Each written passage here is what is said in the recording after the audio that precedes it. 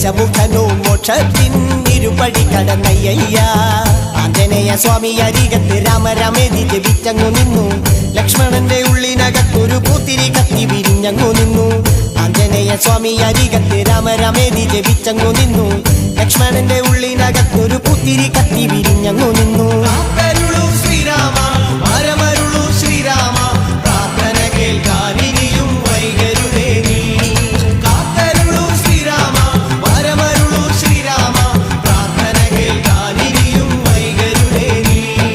ഒന്നാനാം അമ്പെടുത്ത് രാമനയണ നേരമതയോ ലങ്കേശൻ രാവണന്റെ നെഞ്ചിലിടുക്കിയായി വല്ലാതെ മോഹമുണർന്നു മൈഥിലിയെ കട്ടതുകൊണ്ട് എന്തെല്ലാം മുകില് വന്നെന്റെ കൈലാസനാഥ